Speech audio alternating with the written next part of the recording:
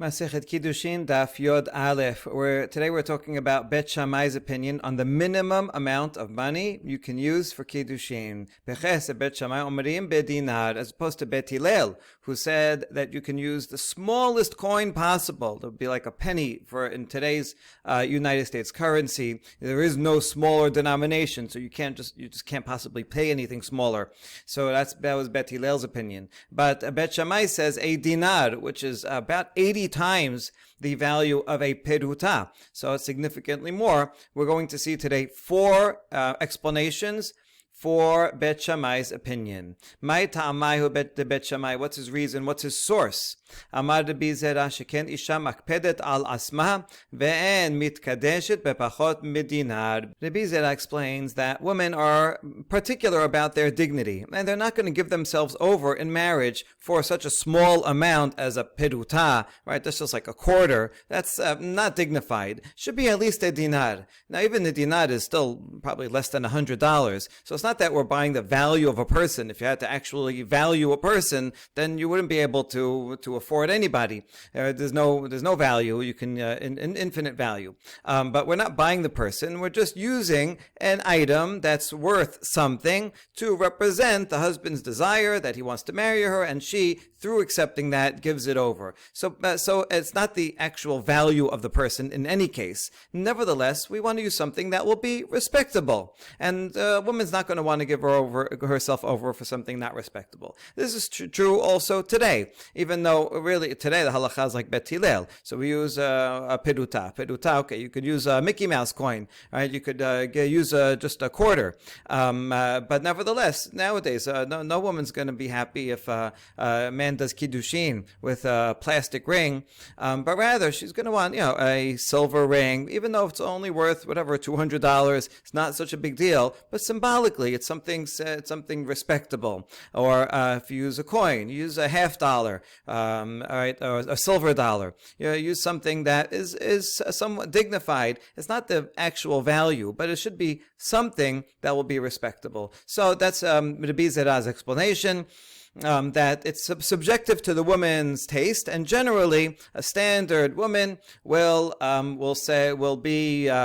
disrespected if it's less than a dinar and will not agree to the kiddushin in such a case. Okay, Amale Abaye challenges Rabbi Zera ele me'ata kegon ben ated Rabbi Yanai de kabdan anafshay v'la mekadeshe bepachot mitarkeba de dinare hachinamed ipashta yada v'kibela hadzuza me'acher hachinamed la havu kiddushin. Abaye says, if you're going to tell me that it's subjective to what a woman will accept her self-worth and dignity, then what about the daughters of Rabbi Yanai, who was an early Amorah, who was also very wealthy, and so his daughters would expect more. Some say that this is talking about not Rabbi Yanai, but King Yanai, the Hasmonean king, and his daughters are princesses. All right, so either way, we're talking about someone that is expecting a lot more, and if it's just a $100 coin, they would not give themselves over, but rather they are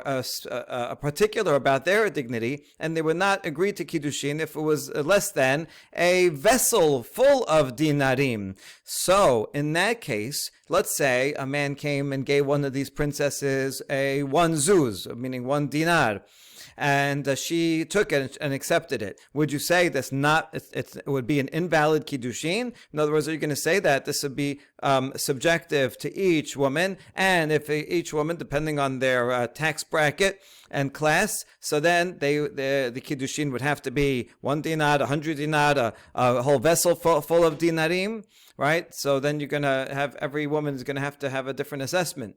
Amale pashtayada b'kibela la ka'amina ki ka'amina dekidusha belelia ina bedashavya shaliach. Rabbi Zera says, no, you gave me a case of when she reaches out, she opens her hand and accepts it. I wasn't talking about that case. If indeed she opens her hand and accepts it, even if she's a princess and she would be used to a very high amount, and normally she would expect a whole vessel full of dinarim, if she opens her hand and accepts 1 dinar, then that's fine, because a person can always forego their particular dignity. So yes, but a dinar is the minimum. So I said my halacha regarding someone, let's say she accepts Kiddushin at night and she doesn't see how much it is, or she sends a shaliach and doesn't tell the shaliach how much to accept, and then the shaliach then the woman sees on the next day and sees, oh, it's only that amount. Oh, that's too little, right? And that's what I'm talking about. And in that case, a standard amount is 1 dinar. Most women will accept. Will consider 1 dinar acceptable. If a very rich person sees a dinar and accepts it, then that's also fine. But yeah, you're right indeed. Maybe for someone very rich, they will be makpid and say, no, I don't accept it for that amount. I'm not accepting Kiddushin. A woman always has a right to reject a Kiddushin if she doesn't like the way he proposes, what he's wearing, what he says, how much he gives, so she can always reject it. But the point is that the standard woman on the street will not subject herself to accept less than a dinar.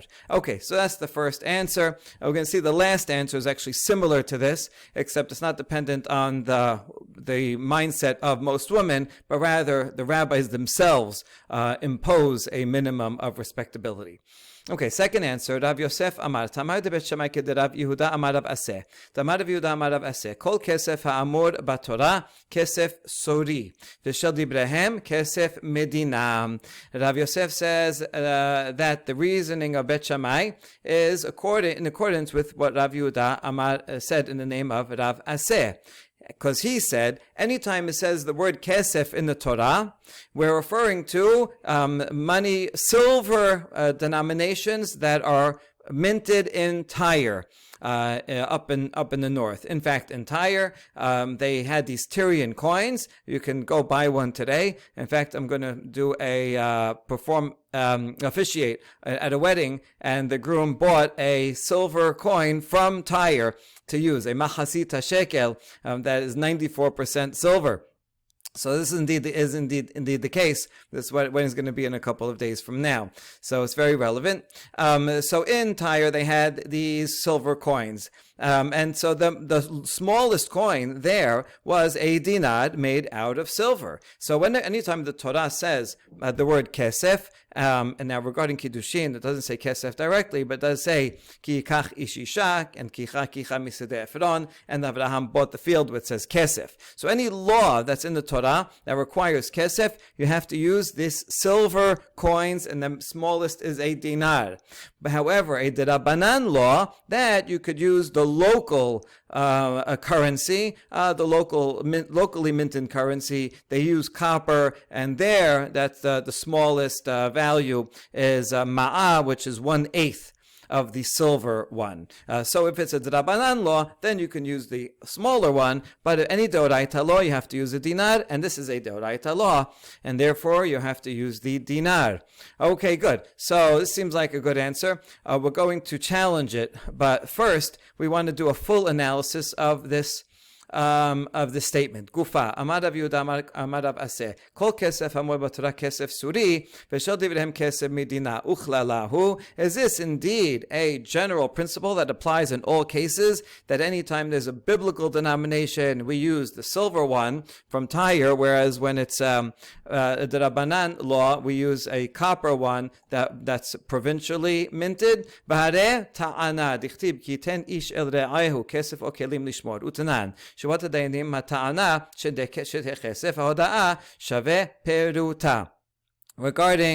law of claims.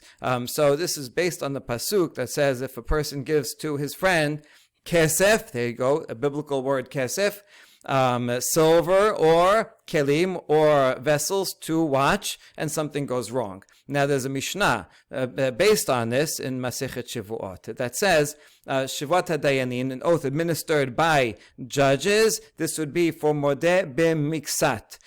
Someone says, you owe me a certain amount, and the other person agrees to part of it. They have to swear that that's all they owe, not the rest of it. So when do the judges require such an oath?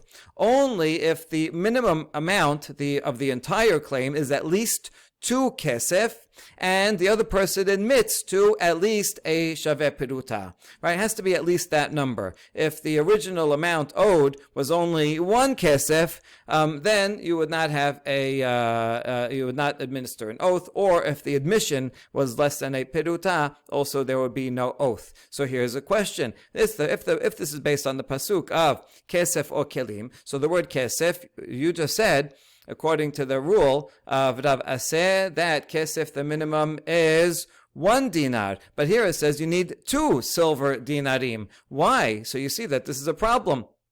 This is goes against the rule. You said it always kesef always means 1 dinar, and here the biblical minimum is 2 dinarim. So the answer hatam dumya de kelim kelim shenayim af kesef shenayim. Since it's related to this pasuk of kesef or kelim, and kelim has to be at least 2, so 2 kesef has to be 2. So it actually does work very well. It's kesef. The minimum kesef in biblical is a silver dinar, but it has to be plural. So that's why it has to be 2 silver dinarim. We also learn the other way, makesef davar chashuv, af kelim davar chashuv. This law will only apply to a vessel that's something that's important, not just to a couple of needles, but rather a couple of bowls or something. Okay, so that we answered that one. Now we're going to challenge this rule again. Bare maaser dichtiv sarta hakesef biyadecha utnan haporet sela mimeot maaser sheni.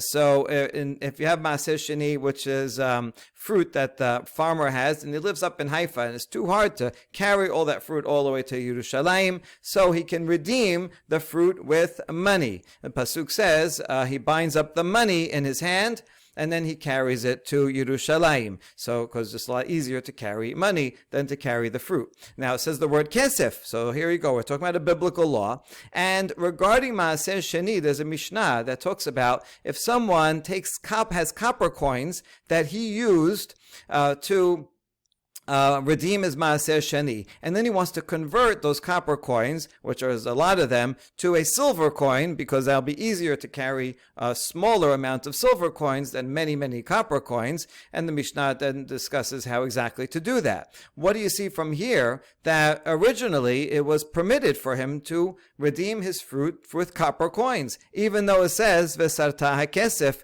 which should be only silver coins. So this is a challenge to the rule of Rav Aseh, who said that kesef in the Torah is only silver coins. You see the halacha here is that you can use copper coins as well. So we answer kesef ha-kesef riba. In this case, it's different because they have a he ha-yedi'ah, an extra letter. Could have just said vesarta kesef. So ha-kesef comes to include that here is an exception to the rule. Even in this Torah law, you can use copper coins. Okay, v'harei hekdesh, another challenge to the rule. Regarding hekdesh, if I say that some item is hekdesh, my car is hekdesh, I can redeem it. Dichtiv natan kesef vekam lo. I give money, and then that will be assured to him, and then I can just use my car and give the money. Now, ideally, I should redeem the item with an equivalent amount, what the car is really worth. Shemuel said, however, let's say I don't. I'm supposed to, but let's say I don't. I say, this car, I'm going to redeem it with this peruta, with this just 1 penny. Well, even though he gave a lesser amount, and this is too cheap, nevertheless, the redemption is valid. It's like, if I donate my car to a charity, cars for kids, and I tell the IRS that the car is worth $100,000, even though it's only worth $1,000. So I'm cheating them, right? But the donation is a donation. So similarly here, I gave this thing as hekdesh, but then I redeemed it for too little. So I'm cheating the Beth Hamikdash. Nevertheless, that hekdesh that the redemption is valid according to Shemuel. What's the problem here? You see that it says a peruta. I can do hekdesh on a peruta, even though the Torah says, and the word kesef, and the word kesef, doesn't that mean it has to be with a silver coin? And we answer, Hatamname kesef kesef yalif in ma'aser. Here also we say kesef, we make a gezerah shavat to the kesef that we just saw regarding ma'aser sheni. And just like with ma'aser sheni, you can use copper as well, because it's ha-kesef. So too here, we can learn the same thing, and you can use silver or you can use copper. So this is another exception to the rule. Okay, we're going to end up having a lot of exceptions to the rule, but that's okay. Now back to our actual subject, and we're using this as another challenge to the rule of Rav Aseh. Dichtiv ki yikach ish isha u'ba'ala v'gamad kicha misedei afron utnan bet Hillel omer bepiruta b'shaveh piruta ne'emar Rav Aseh damar kebet Shamai, regarding using kiddushin, money for kiddushin, and the pasuk says ki yikach ish isha u'ba'ala, and that word ki yikach, we made a gezerah shava from how Abraham bought the field of Ephron, and it says there kesef. So this is a biblical context where it says kesef, even though it doesn't say it explicitly regarding kiddushin. We nevertheless learn it, and we, according to Bet Hillel, a peruta is sufficient. So you see that Bet Hillel, we follow Bet Hillel for halacha, and you can use peruta even in the case where the Torah talks about kesef. So you're going to tell me that Rav Aseh follows the opinion of Bet Shamai against the halacha, which is like Bet Hillel? That doesn't make sense. So this challenges the whole thing, even though we brought Rav Aseh to begin with to try to explain Bet Shamai, but it shouldn't be that Rav Aseh is actually following Bet Shamai. He should follow Bet Hillel. And if you follow Bet Hillel, well, Bet Hillel says peruta. So this is a problem. So how is Rav Aseh going to answer this? Ela itmar hachi itmar amar Rav Yehuda amar Rav Aseh kol kesef kasuv ha'amur b'Torah kesef suri v'shel divrehem kesef medina. Rather, we misunderstood Rav Aseh all along, and it's actually not going to work as an explanation for Bet Shammai regarding Kiddushei Isha. So this answer is rejected. What Rav Aseh actually meant was that any amount of money that's given a specific number in the Torah, right, 30, 50 kesef, that has to be the silver coins from Tyre. If it's midivrehem, then it could be regular copper coins, or even if it says the word kesef in the Torah, but it doesn't say an amount of kesef, that also could be any coin that you want. So actually, once with this understanding, we could explain the questions that we had above from Hekdesh and Maaser Sheni. There it just says kesef. And so it could be any amount. And so regarding Kiddushei Isha, it just says kesef. It doesn't even say kesef. We just learn gezerah shava to Abraham. So that could be any kesef, and that explains how Rav Aseh it could be in accord with Bet Hillel. All right, so this does not going to help us explain the opinion of Bet Shammai. Just one last thing about Rav Aseh. My kamash malan. If that's all he's saying, that any specified amount in the Torah you have to use silver coins from Tyre. Well, isn't this obvious? Don't we know this from the Mishnah in Bechorot? Tanena. 5 שלאים של בן, 30 של עבד, 50 של אונס ושל מפתה, 100 של מוציא שם רע, כולם בשקל הקודש, במנה סורי. We learned in the Mishnah that the 5 selaim that you use for pidyon haben, or the 30 that you have to pay, the owner of an ox that kills a slave has to pay 30 kesef. Someone who rapes or seduces a single, a na'ara, who is not married, he has to pay 50 selah. Mosi shemra, this is a groom who claims that there was no betulim, but he was found to be lying, he has to pay 100 selah. So the Mishnah says, all these are shekel hakodesh. That 100 selah will be 100 of the silver Tyrian coins. So we already know that any amount that's specified in the Torah has to be silver coins. So Rav Aseh, what are you teaching us that's new? The answer is V'shel dibrehem kesef medina isterich aleh de la tenan.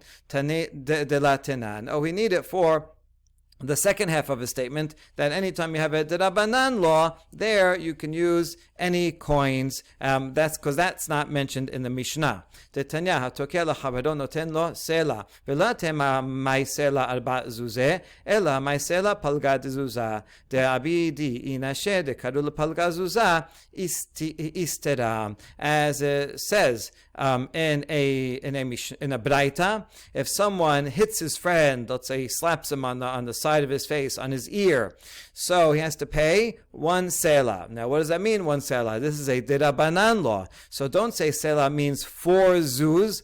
four zuz would be a silver selah. Rather, how much is a selah in this context? An eighth of that, which is a half of a zuz, right? And that's what people commonly call a half of a selah. They call that an istira. So that would be the copper coinage, not the silver one, because it says a derabanan law. Okay, good. So we learned this fantastic principle of Rav Aseh, but it was not a good answer for our original question. So now we come to our third explanation for Beth Shamai, why he says a dinar for Kiddushin is the minimum. Rabbi Shimon ben Lakish Omer, Tamar de Beth Shamai kedechizkiya, Damar chizkiya mar kera, behefta, melamed shemagrat mipidyona veyoseah. So we're going to derive it from a statement of Chizkiya, who said regarding an ama ivriya behefta, he will let her be redeemed. This is talking about an owner of an ama ivriya who was expected to marry her. If he ends up marrying her or marrying off to his son, that's going to be called yi'ud. We're going to see that in a second,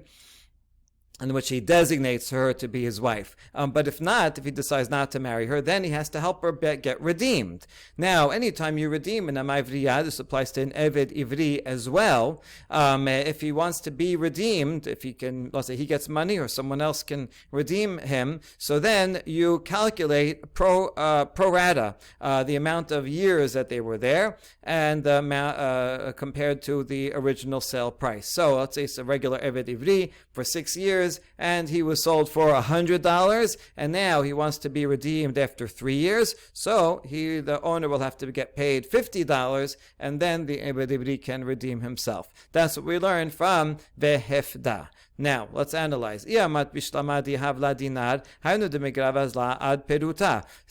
if the original sale price was a dinar, right, a silver coin, then it makes sense that you can divide that into a ratio according to the number of years until you get to a peruta. A peruta is indivisible because it's the smallest currency. So this law would make sense if the sale price of Eved Ivri or this Ama Ivriya was a bigger denomination like a dinar. But if the sale price was only a peruta, well then you would not be able to divide that according to the number of years. So it's impossible that this law would not work if it was only a peruta. So now, okay, so far, we're still in the realm of ama ivriya. We're going to apply this to Kiddushin in a second. Now, v'dil mahachi ka'amar achamana, hecha diyahav la dinar tigra peruta, hecha diyahav la peruta lo tigra kilal. This is now, wait a second, why are you assuming that if it's only a peruta, then the entire sale would not be good?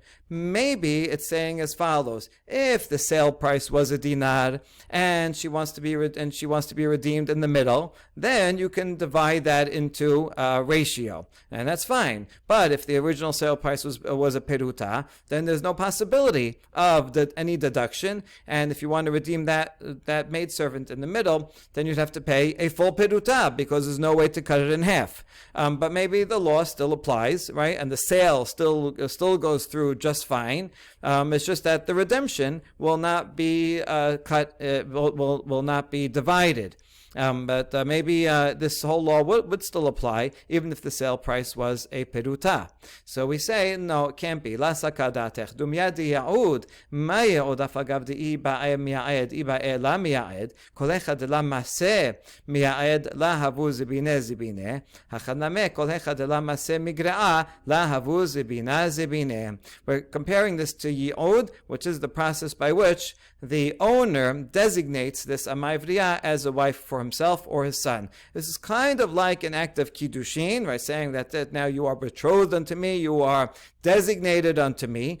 Here, the owner doesn't have to give money, because the money that he originally paid to the father to buy this maidservant, that acts as the money of Kiddushin. It kind of gets, you could say, transformed into money of Kiddushin through this designation. Now, yi'ud, there's a law about yi'ud, that if the husband, the owner wants to marry this maidservant, well, he can only do so with someone that he's allowed to marry. Let's say it's a relative, a close relative that would be like, that would be a erva. Well, then he can't marry her. He can't do yi'ud either. So a law regarding maidservants is that a person cannot buy as an ama ivriya someone who he's not allowed to marry. So here's how we say it. Just like regarding yi'ud, whether if he wants to do yi'ud and marry her, he can. If he wants not to, he doesn't have to. But so that's fine. Whether he does in fact or not, that sale is still a good sale, whether he ends up marrying her or not, designating her or not. But if there's a case where he couldn't possibly designate her because she's an arva to him, then the original sale is no good, right? The sale of an ama ivriya and the yi'ud that's expected can only apply to a case where he could possibly do yi'ud. If it's impossible for him to do yi'ud, then the entire sale is null and void. That's the analogy, and now we apply that to the amount of money. So too, if a sale price is such that it's only a peruta, such that the person could not be redeemed for a fraction of the amount, then the entire sale is not valid. Whether or not she actually ends up being redeemed before her time, within the middle that you would have to divide it or not, is irrelevant. The point is that it has to be possible to divide the amount. And that's why if it's only a peruta, then it's no good. Therefore, the sale price for an ama ivriya to do this redemption has to be at least a dinar. Okay, all that was in the context of ama ivriya, that the sale price for an ama ivriya has to be at least a dinar. And now, Bet Shamai is going to use this. Kiddushin isha le Bet Shamai nafka lehu me'ama ivriya. Ma'ama ivriya befruta la mikneya, af isha befruta la mikadesha. Bet Shamai learns the law of Kiddushin of a woman from ama ivriya. And just like ama ivriya cannot be bought for a peruta, so too a woman cannot be mikudeshet for a peruta. It has to be in a bigger amount that can be divisible, and peruta cannot be divisible. That's how we know Bet Shamai certainly disagrees with Bet Hillel. It certainly can't be a peruta. Now, we still don't know. Why does it have to be a dinar? Ve'ema pagad dinar, ve'ema shete perutot. Maybe half a dinar. Say two perutot. Two perutot can still be divided. Why do you have to go all the way up to a dinar? And the answer is, okay, once we know it can't be a peruta, then we're going to go to the next biggest respectable coin. Instead of saying two perutot or half a dinar, you go to the next level, like a quantum leap, to the next energy state, and so we go to a dinar. So that's Bet Shamai's proof. We start off with ama ivriya, and we learn from the law of ama ivriya and her redemption that the redemption amount has to be something that is divisible, because you have to be able to take a ratio in case she wants to redeem herself early. And if it's whether or not you actually do it, it has to be possible to do, just like yi'ud has to be possible. Whether or not he actually ends up marrying her, has to be someone who is marriageable to him. So too, it has to be the minimum amount, sale price has to be something that could be divisible. And Bet Shamai compares the two acquisitions, and therefore Kiddushin isha also can't be the minimum peruta, so we jump up to the next level, and that is a dinar. All right, all that is the third explanation, and now we end with the fourth. Rava amar hainu ta'amar de Bet Shamai shelo yehu benot Yisrael kehefker. Rava says the reasoning of Bet Shamai is, it sounds like this is midrabanan. Rashi explains on a doraita level, you're right, maybe it could be any amount, maybe a peruta would work, but the rabbis came and said, we don't want the women of Israel to be treated like ownerless property, right? A peruta, okay, it's worth some money, but it's like a penny, right? You get some change in pennies, you just leave it there, right? What can you do with a penny? You can't buy anything today with a penny. So if we allow Kiddushin to be done with just a peruta, then people are going to look at this Kiddushin, acquiring the right to marry a woman with just a peruta. So the daughters of Israel are going to be seen like ownerless property. You could just pick anybody up off the street, like someone like coins that people drop that don't belong to anyone, right? That are just ownerless.